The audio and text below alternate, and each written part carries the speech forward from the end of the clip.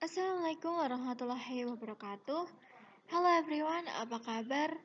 Di video ini saya akan menjelaskan mengenai materi tentang pengelolaan pendapatan hibah di daerah. Sebelumnya, perkenalkan nama saya Nanda Handayani, NIM 77 dari Prodi Akuntansi Syariah. Kalian udah tahu belum sih apa sih artinya hibah? Pengertian hibah adalah next slide. Dari Peraturan Pemerintah Nomor 57 Tahun 2005 tentang hibah kepada daerah, khususnya dalam pasal 1 yang berbunyi, hibah adalah penerimaan daerah yang berasal dari pemerintah negara asing, badan atau lembaga asing, badan atau lembaga internasional, pemerintah, badan atau lembaga dalam negeri atau perorangan, dalam bentuk devisa, rupiah maupun barang dan atau jasa, termasuk tenaga ahli dan pelatihan yang tidak perlu dibayar kembali. Kemudian, hibah yang dapat diterima oleh pemerintah daerah tidak hanya berupa uang, akan tetapi juga dapat berupa barang atau jasa. Sedangkan pemberi hibah dapat berasal dari pemerintah, badan usaha, dan masyarakat dari dalam ataupun luar negeri. Selanjutnya, pemberian hibah kepada daerah yang bersumber dari luar negeri dilakukan melalui pemerintah pusat dengan penandatanganan naskah perjanjian antara pemerintah pusat atau selaku pihak yang menerus hibahkan dan pemerintah daerah. Dengan berpedoman pada Peraturan Menteri Dalam Negeri atau Permendagri Nomor 13 Tahun 2006 tentang Pedoman Pengelolaan Keuangan Daerah, maka pendapatan hibah masuk dalam struktur APBD termasuk pada kelompok lain-lain daerah yang sah bersama dengan beberapa kelompok pendapatan yang lain. Kemudian, pembagian pendapatan yang sah menurut jenis pendapatan itu ada 5. Yang pertama, yaitu hibah berasal dari pemerintah, pemerintah daerah lainnya, badan atau lembaga atau organisasi swasta dalam negeri, kelompok masyarakat atau perorangan, dan lembaga luar negeri yang tidak mengikat. Yang kedua, dana darurat dari pemerintah dalam rangka penanggulangan korban atau kerusakan akibat bencana alam. Yang ketiga, yaitu dana bagi hasil pajak dari provinsi kepada kabupaten atau kota. Yang keempat, yaitu dana penyesuaian dan dana otonomi khusus yang ditetapkan oleh pemerintah.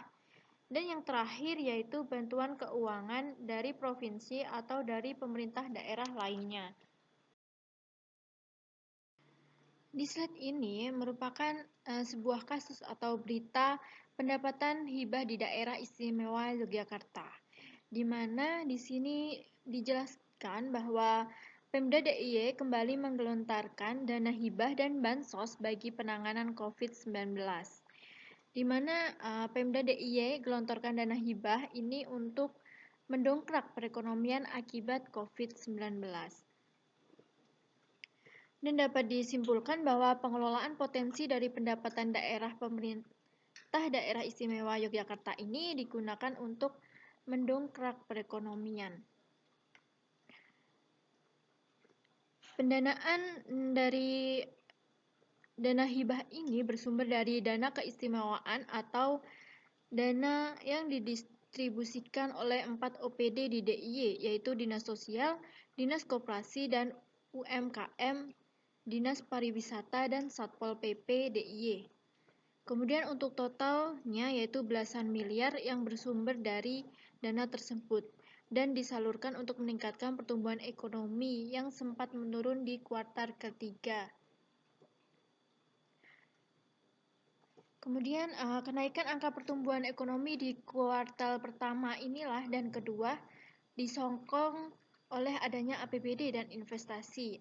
Maka dari itu ketika menginjak kuartal ketiga, proyek investasi dan APBD yang telah dibelanjakan, kemudian adanya campur tangan pendongkrak perekonomian dari pemerintah. Nah, itulah bansos dan dana hibah diberikan guna untuk mendorong percepatan pertumbuhan ekonomi.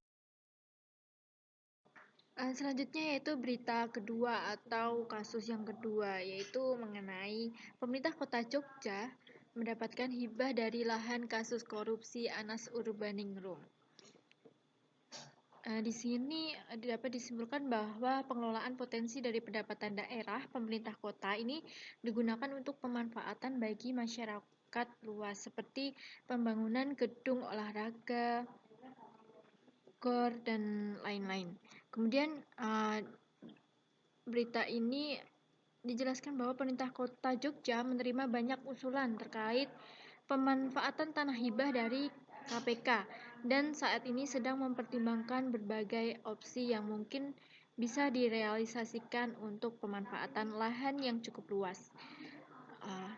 Pada Selasa 9 November 2021 ini KPK menyampaikan penetapan status penggunaan dan hibah barang rampasan dari tindak pidana korupsi kepada pemerintah Kota Yogyakarta, di mana hibah itu berupa lahan dengan luas sekitar 7.600 meter persegi dan 200 meter persegi yang berada di Kecamatan Mantri Jeron.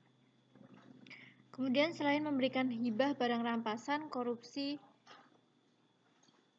kepada pemerintah Kota Yogyakarta, KPK juga memberikan hibah kepada sejumlah instansi negara seperti Kejaksaan Agung, KPU, Kementerian Agama, serta kepada Kementerian Keuangan.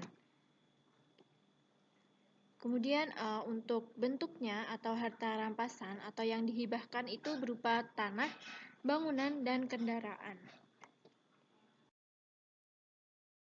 Referensi yang saya gunakan dalam video ini adalah buku oleh Abdul Halim yang berjudul Manajemen Keuangan Sektor Publik. Kemudian ada jogjaaja.com dan jogjapolitanharianjogja.com. Thanks for watching. Kurang lebihnya mohon maaf. Wassalamualaikum warahmatullahi wabarakatuh.